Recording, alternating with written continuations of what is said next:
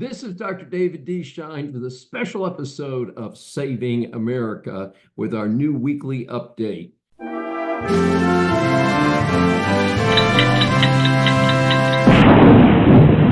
Here are some of the top stories from the last week. Number one, for the saddest story of the week, according to news reports, two illegals, one of whom was wearing an ankle monitor to keep track of a potential criminal, apparently, assaulted and strangled to death a 12-year-old girl, dumped her body in a bayou here in Houston. This story has been in the news nationally. It is an extremely sad situation. Question: if they were here illegally and they were bad guys, why were they even let into the country? What ankle monitor? Why not toss them out right away? Or, as I frequently recommend, send them to Gitmo for a few years and let them understand what it's about to be isolated for the rest of the world. And maybe 5 or 10 years at Gitmo will help educate them to the importance of being part of civilization. Now, how can this not be the fault of Biden's open border policy? However, the moron, Lena Hidalgo, who is the county judge here in Harris County. Now, this is an honorary title. You're elected to it. You're supposed to be the chief administrator of the county. Harris County has set new lows in administration since she has been elected.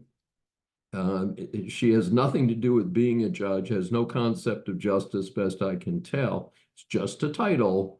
But she actually used the opportunity of this incredibly sad situation to criticize Donald Trump and to say, oh, since the ludicrously stupid bipartisan deal in the Senate didn't pass, that's somehow Donald Trump's fault, even though he is not holding elective office at the moment. And now, let's ask County Judge Hidalgo a few questions. If the legal system protected us, we would have less crime across the board, right? At the same time, if scum, drug dealers, terrorists, and human traffickers are stopped at the border, that additional crime would not happen. Right, Lena? A grade, on the other hand, to Jim McInville Gallery Furniture, a solid conservative, who is paying for the little girl's funeral. And we salute him for that. Number two, loser and squalid member Jamal Bowman lost in a Democratic primary in New York to what is described as a more moderate Democrat. Well, that remains to be seen. Unfortunately, even wackier squalid member AOC did win her primary, and it's clear that some people up in New York never learn. Three, an oddball U.S. Supreme Court ruling on government interference with social media. The Supremes held that the challengers did not have standing to bring the case. I found the decision hard to stomach since we are all impacted by what social media does. In my opinion, the feds need to stay out of social media in a big way. And in fact, as many of my regular audience knows, I oppose Section 230. I think we need to take that down and say, if you are in any way interfering with the content other than safety to children or something like that, you are not simply carrying the message, you are part of the message, and you need to be held legally responsible for the message. So again, kind of an odd decision there from what has generally been regarded as a pretty decent Supreme Court. On the positive side, a couple of federal judges have put a hold on the latest Biden vote buying plan, also known as the forgiving student loans. The Supremes ruled 2 years ago that Biden does not have the authority to do such things. However, he keeps trying to do it. Again, we don't blame Biden personally. Clearly, he's suffering from dementia, but behind him is a batch of whack liberals who are coming up with all of this weird stuff in a desperate effort to keep America, which is a solid democracy, in its clutches as a pending communist operation. So I think it's very, very important that we rein in almost anything Biden does through his last day in office, whenever that may be. Number 5, headline, Russian space nukes threaten the world. Well, this came from a member of Congress. Folks, let me tell you something that somebody else doesn't already know. In an article that I called Cold War II, I outlined the critical importance of the U.S. controlling space. Specifically, we must be in a position to destroy every Chinese and Russian satellite up there in the time of conflict. No hesitation, just do it. Many of you are familiar with the concept that the president travels with a button and he can authorize nuclear war. Well, we need a second button that says, eliminate everybody else up in space who's not an ally of the United States. I know this sounds crazy. It sounds like Star Wars, but guess what, folks? It is the here and now of our existence.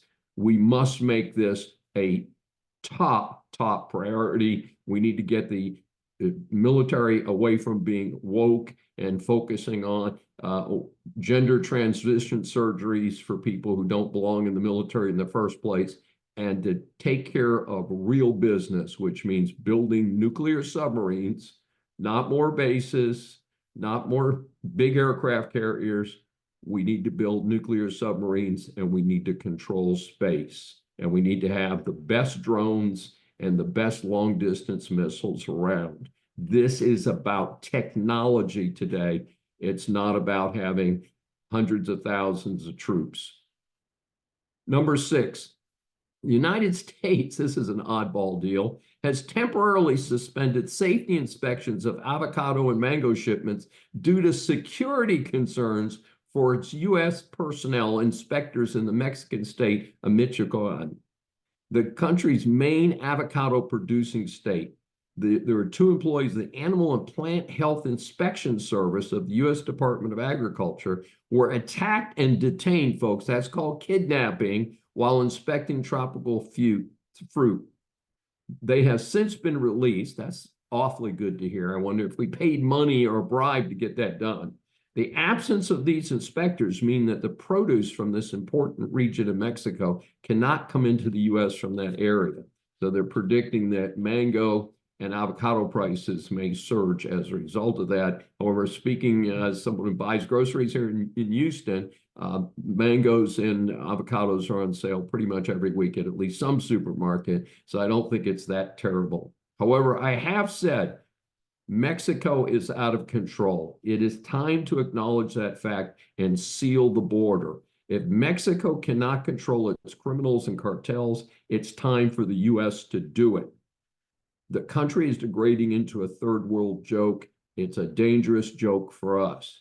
Now, I know, Mexico's a separate country. You know, their borders need to be respected. They don't respect our borders. We need to be safe, and we need to take care of business if Mexico will not do it. Number 7, new Louisiana law requires 10 commandments be displayed in all classrooms. To be clear, religion has no place in an American public school classroom. However, the 10 commandments are basic civilization, not religion. What part of thou shalt not kill would require a religious reference? Not one I can think of. Of course, the ACLU, which started around 1920 and did serve a purpose for about 45 years, is still around with an amazing $300 million budget. They have sued to stop the law. I call them the anti-American, anti-civilization, anti-liberal liberty folks. I put these clowns in the same dumpster as the Southern Poverty Law Center. Folks, if organizations have outlived their usefulness and they're merely communist fronts, then they need to be defunded. They need to be put out of business. People need to stop talking to them. We need to stop listening to them. It goes the same for both organizations I just mentioned. Number 8. Oh, this is so much fun. Judge Cannon wants to know whether Merrick Garland is supervising Jack Smith. And it's important because Jack Smith is supposedly an independent prosecutor under the Department of Justice. I find the Fed documents case against Trump to be the biggest joke of the lawfare suits against him. Biden had unsecured confidential documents in his garage. No action was taken against him. But Trump holds a few documents which he could declassify as president when he obtained them, and the feds are going after him. Simply stupid. A horrendous waste of taxpayer money and harassment of a political candidate. This case is stupid. It should go away. And I do salute Judge Cannon for at least delaying the action until after the election at this point. Number 9, in another sad headline, French authorities have charged 2 teenagers with gang rape of a 12-year-old girl in a Paris suburb, with suspicions that the attack was driven by anti-Semitic, shocking the Jewish community deeply and heightening the existing tensions. Folks, this is what happens with uncontrolled immigration and poor police and legal enforcement. Totally unnecessary horrors being inflicted on legitimate, normal people. I hope the surging conservatives like Marie Le Pen can turn France around. I don't wish France any bad, but they do need to get back on the democracy track and get away from all this whack socialism. Number 10, Trump gag order continues with some abatement. As I frequently pointed out, New York is controlled by crazies, and we civilized and law-abiding people need to stop doing anything with New York. I'm doing my best. These charges and the judge are a joke. Trump should not be there in the first place. So any gag order is open interference with the federal electoral process. And note that the part of the gag order that is still in effect is that Judge Merchan's daughter is not fair game for Trump, even though she's making hundreds of thousands of dollars doing fundraising for the Democratic Party. How is this not a bad situation? A judge who should have recused himself. A judge who should have recused himself. And when you have a judge or an alleged judge who should have recused himself and he does not, he deserves to be disbarred, not just taken off the bench, but have his law license yanked. It's time for the state of New York to join the rest of the country, well, maybe with the exception of California, and get back to normalcy. Let's enforce real laws. Let's have real judges and real attorneys. Number 11, speaking of law, criminal referral accuses Department of Justice's Christian Clark of perjury and false statements. This is an entertaining deal, folks. Get this, we're talking about the Justice Department's Assistant Attorney General for Civil Rights, who is the subject of 3 ethics complaints and a criminal referral Monday from the Article 3 project. The grounds are that she knowingly and willfully made materially false statements and she committed perjury. This was apparently part of her testimony when she was nominated for her current position. The Daily Signal reports that her ex-husband, Reginald Avery, said that Clark attacked him with a knife, slicing his finger to the bone while they were married in 2006. Apparently that was in Maryland. Apparently she was arrested and charged. Now, later the record was expunged, so she was definitely arrested. I'm not clear from the record if she was convicted, but she later went back and had expunged. It doesn't mean it didn't happen. It just means it's not in the active criminal record. The Daily Signal confirmed the expungement also. It does not sound like Mr. Avery was consulted before a record was expunged, by the way. So another winner in the list of many, many questionable appointments by good old Joe Biden. Hey, it's time to clean house in D.C. This is Dr. David D. Schein for Saving America. Please subscribe on your favorite platform.